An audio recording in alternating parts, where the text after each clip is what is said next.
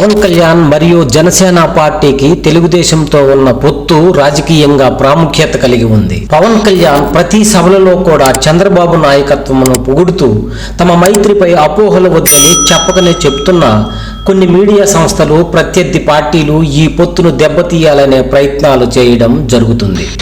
ఇది రాజకీయంలో వ్యూహంగా భావించవచ్చు.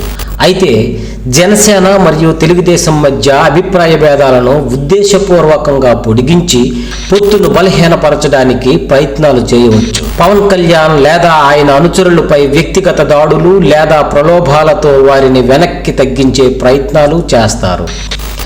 పవన్ తన స్టాండ్ మార్చుకోబోతున్నారనే తప్పుడు వార్తలను ప్రచారం చేయటం ద్వారా జనసేన సన్నిహితులను గందరగోళానికి గురి చేయవచ్చు. పవన్ కళ్యాణ్ టీడీపీతో కలవడం వల్ల జనసేన ఆత్మస్థైర్యం కోల్పోయిందనే అభిప్రాయం ప్రజల్లో పెంచేలా కొన్ని మీడియా సంస్థలు కథనాలు రాస్తుంటాయి. తెలుగుదేశం పార్టీ పవన్ కళ్యాణ్ పై ఆధారపడే పార్టీగా చూపించే ప్రయత్నం చేస్తున్నారు.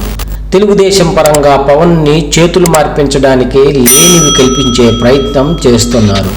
చంద్రబాబు పవన్ మధ్య వ్యక్తిగత అనుబంధంపై అపోహలు కలిగించేలా ప్రచారం చేయడం జరుగుతుంది. జనసేన తెలుగుదేశం నేతలు తెర వెనుక విభేదాలు లేకుండా మైత్రిని కొనసాగించాలి.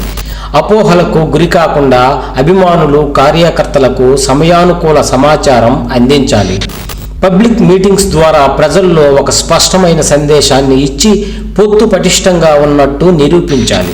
రాజకీయాలలో కుట్రలు ఉండటం సహజం, కానీ అవగాహనతో ముందుకు సాగితే ఇలాంటి ఆటల ప్రభావాన్ని తగ్గించవచ్చు.